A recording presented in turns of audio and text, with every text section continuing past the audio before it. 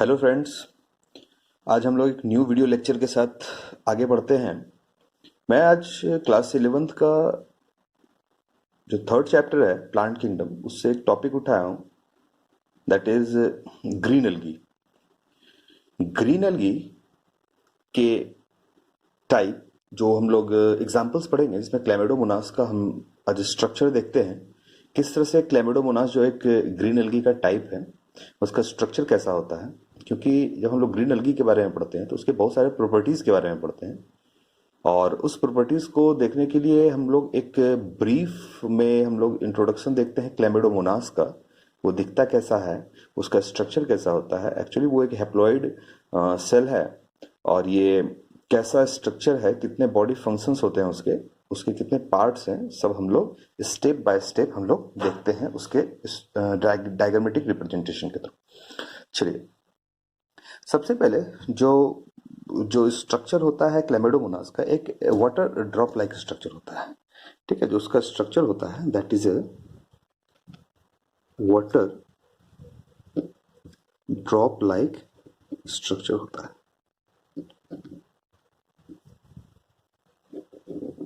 एकदम वाटर के ड्रॉप जैसा उसका स्ट्रक्चर होता है। हम लोग स्ट्रक्चर की तरफ आगे बढ़ते हैं। जो स्ट्रक्चर उसका होता है लाइक दिस, क्लैमिडोमोनास का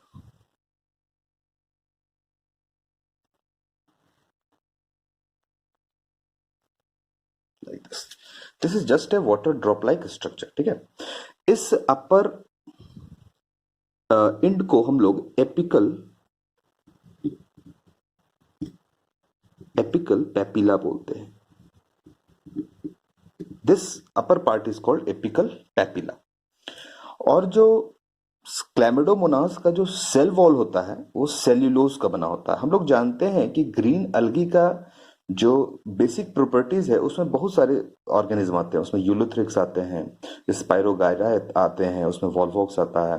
जितने भी ऑर्गेनिज्म हैं उसमें क्लाइडोफोरा है, उसके अंदर है तुम आपके पास क्लोरोफाइटा है। जितने भी ऑर्गेनिज्म हैं सबके ऑर्गेनिज्म में जनरली जो उसके सेल वॉल होते हैं वो outer cell wall pectic material का बना होता है, जो एक पॉलीसेक्राइड मटेरियल है। और इनर सेल वॉल जो होता है वो सेल्यूलोज का बना होता है। तो इसका जो सेल वॉल होता है इसको हम सेल वॉल बोलते हैं, cell wall.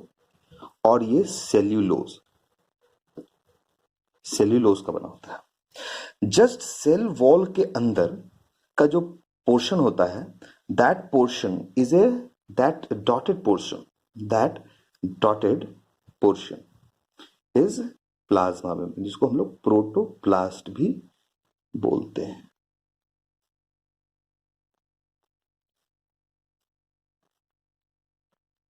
That is also called protoplast. ठीक है, this is a plasma membrane.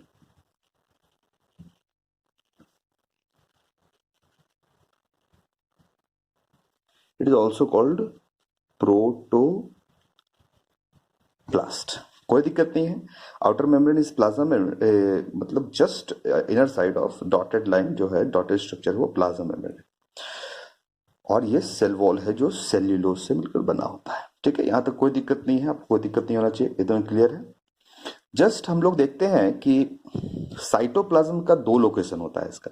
एक साइटोप्लाज्म जो होता है एक पेरिफेरल रीजन में पाया जाता है, दूसरा साइटोप्लाज्म होता है जो सेंट्रली लोकेटेड होता है। जो साइटोप्लाज्म है वो जस्ट लाइक ये साइटोप्लाज्म है, ये पेरिफेरल साइटोप्लाज्म है, लाइक दिस।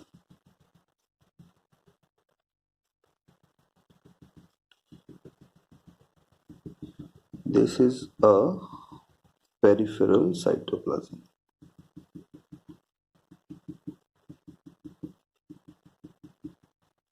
ठीक है, this is a peripheral cytoplasm. और जो साइटोप्लाज्म मेन पोर्शन होता है वो सेंट्रली लोकेटेड होता है। आप देखते हैं कि जो ये सेंट्रल साइटोप्लाज्म है, इस सेंट्रल साइटोप्लाज्म में हॉर्स शू शेप्ड लाइक एक स्ट्रक्चर होता है जिसको हम लोग क्लोरोप्लास्ट बोलते हैं। ये लाइक दिस।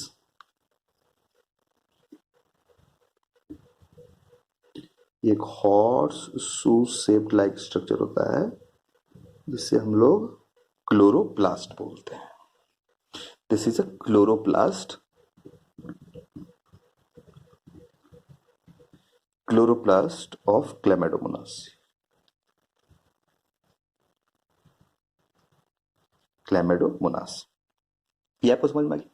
इस horse shoe shaped like structure जो आपको क्लैमिडोमोनास का जो होता है उसमें रिजर्व फूड मटेरियल होता है जिसको हम लोग पायरिनोइड्स बोलते हैं. देखिए पायरिनोइड को बताने से पहले मैं एक चीज बताना चाहूंगा, लाइक PYRENOID. पायरिनोइड एक रिजर्व फूड मटेरियल है जिसका कोर जो होता है वो प्रोटीन का बना होता है. जो कोर होता है, ये कोर जो होता है वो प्रोटीन का बना होता है और इसके चारों तरफ जो मटेरियल होते हैं वो स्टार्च का बना होता है. स्टार्च का बना होता है. तो हम लोग जानते हैं कि जो ग्रीन अलगी होते हैं इसको क्लोरोफाइसी भी बोलते हैं, क्लोरोफाइटा भी बोलते हैं. तो ये ग्रीन अलगी में जो रिजर्व फूड मटेरियल होता है वो या तो स्टार्च है या तो पायरिनोइड. तो पायरिनोइड स्टार्च और प्रोटीन दोनों का कॉम्बिनेशन है. तो पायरिनोइड का लोकेशन जस्ट इस क्लोरोप्लास्ट के अंदर होता है, like this. This is a pyrenoid.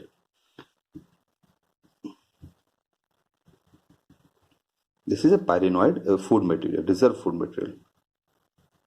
Reserve food, reserve food material.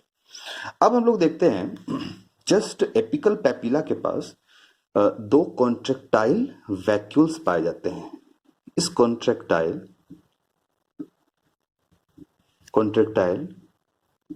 Vacuole पाए जाते हैं. कॉन्ट्रेक्टाइल वैक्यूल का काम होता है osmo regulation.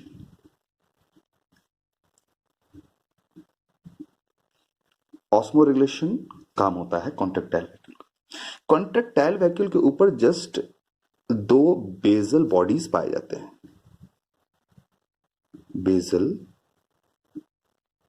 To bezel bodies पाए जाते हैं. अब बेजल बॉडी से इस बेजल बॉडी से दो फ्लैजिला का ऑरिजिन होता है. दो फ्लैजिला का ऑरिजिन होता है जो फ्लैजिला को हम लोग विप लैश फ्लैजिला भी बोलते हैं.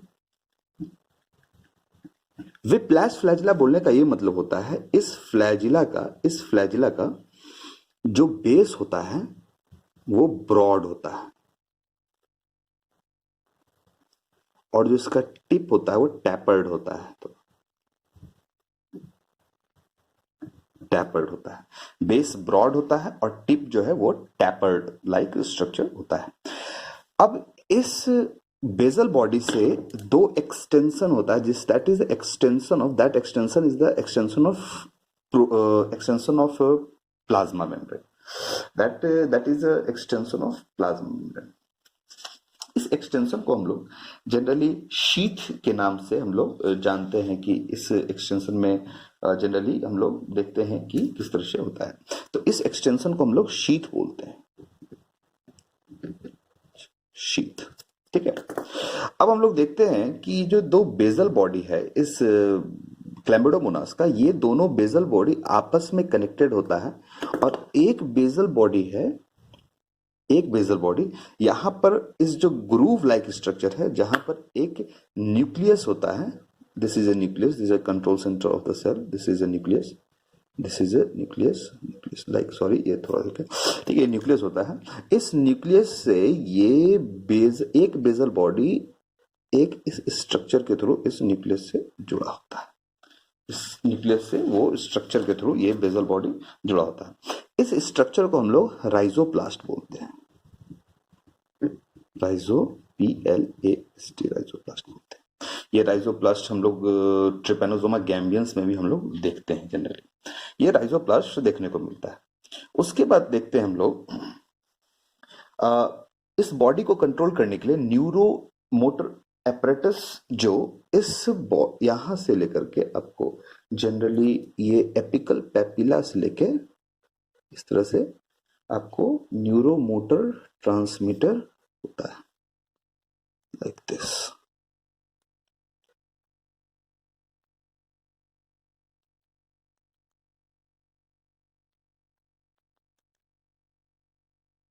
या इस पोर्शन को हम लोग, ये सॉरी यहाँ पे गलती हो गया थोड़ा, इस पोर्शन को हम लोग इसको बोलते हैं न्यूरोमोटर ट्रांसमीटर।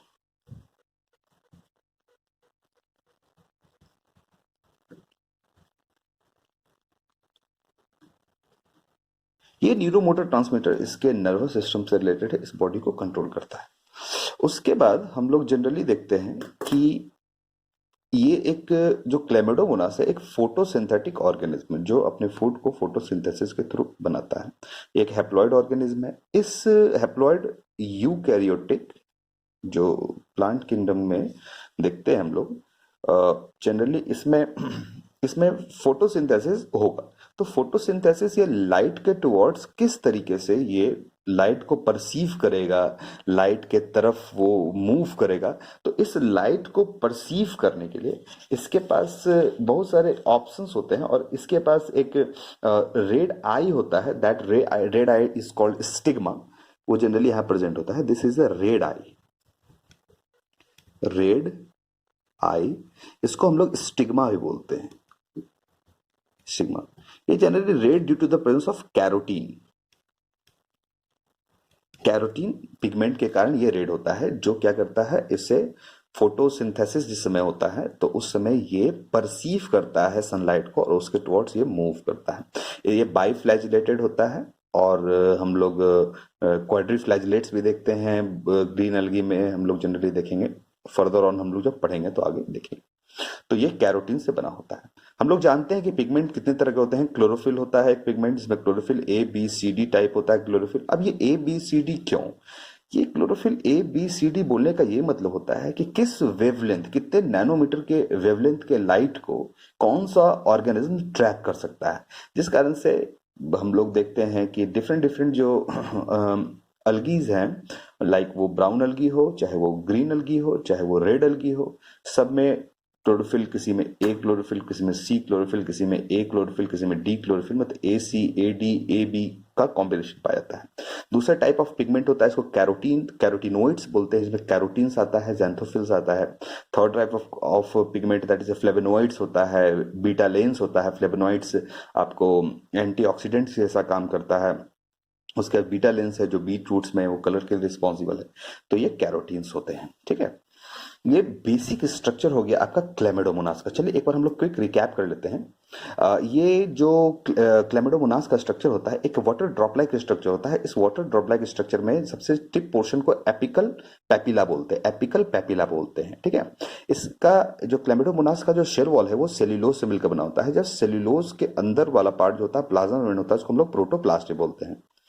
अब इस क्लेमिडोमोनास में दो साइटोप्लाज्म पाए जाते हैं, दो लोकेशन में साइटोप्लाज्म पाए जाते हैं। जो कॉर्नर पे और जो पेरिफेरल रीजन में पाया जाता है उसको पेरिफेरल साइटोप्लाज्म बोलते हैं और जो मिडिल पोर्शन है उसको सेंट्रल साइटोप्लाज्म बोलते हैं। इस सेंट्रल साइटोप्लाज्म में एक horse shoe shaped like structure होता है, इसको हम लोग, इस स्ट्रक्चर को हम लोग क्लोरोप्लास्ट बोलते हैं। हाँ, लिखा है मैंने यहाँ पर क्लोरोप्लास्ट ऑफ क्लेमिडोमोनास लिखा है। इस क्लोरोप्लास्ट ऑफ क्लेमिडोमोनास में जो horse shoe shaped like structure है उसके ग्रूव में एक न्यूक्लियस पाया जाता है और इस क्लोरोप्लास्ट में एक पायरिनोइड मटेरियल पाया जाता है जो एक रिजर्व फूड मटेरियल है। ये रिजर्व फूड मटेरियल, इससे जिस तरह से हम लोग जानते हैं कि ह्यूमन बॉडी के लिवर सेल में, उसके मसल सेल में जिस तरह से ग्लाइकोजन स्टोर होता है, हम लोग ये भी जानते हैं कि जिस तरह से प्लांट सेल में स्टार्च स्टोर्ड होता है उसके इमरजेंसी के लिए, उसमें उसके मेटाबॉलिक एक्टिविटीज के लिए। तो उसी तरह से इस क्लेमिडोमोनास में ये पायरिनोइड मटेरियल है। ये पायरिनोइड का जो कोर होता है वो प्रोटीन का होता है और ये जो स्ट्रक्चर है और जो पेरिफेरल और over structure around this structure है, दिस कोर प्रोटीन के, वो स्टार्च के बने होते हैं। एक सेंट्रल ग्रुप, इसके ग्रुप में एक न्यूक्लियस पाया जाता है। There are two contractile vacuole in Chlamydomonas. ये कॉन्ट्रैक्टाइल वैक्यूल क्या करता है, इसके ऑस्मो रेगुलेशन से हेल्प करता है। ऑस्मो रेगुलेशन मतलब आपको जो भी अमाउंट ऑफ वाटर इसमें जाता है उसको एक्सक्रीट आउट करता है, ठीक है। उसके बाद हम लोग देखते हैं there are two extension of like plasma membrane, that extension is called sheath. और इस दो बेजल बॉडी से दो इक्वल लेंथ के बाइफ्लैजिलेटेड स्ट्रक्चर अराइज होते हैं, याद रखिएगा, एक सिंगल फ्लैजिला तो उसको हम लोग फ्लैजिलम बोलेंगे, FLAGELLUM। वो flagellum is a singular and flagella is a plural, ठीक है। तो ये फ्लैजिलम हो गया, एक फ्लैजिलम है और दो हो गया तो फ्लैजिला बोलेंगे हम लोग। तो दो इक्वल लेंथ के फ्लैजिला अराइज होते हैं जो विपलैस फ्लैजिला कहा जाता है, क्योंकि विपलैस का मतलब होता है इसका बेस होता है ब्रॉड और टिप होता है टैपर्ड होता है। ये आपको समझ में आ गया। उसके बाद ये दोनों बेसल बॉडी आपस में कनेक्टेड होते हैं और एक बेसल बॉडी न्यूक्लियस से कनेक्टेड होता है जिसको हम लोग राइजोप्लास्ट बोलते हैं। अब हम लोग देखते हैं एक रेड आई होता है, this red eye is called stigma.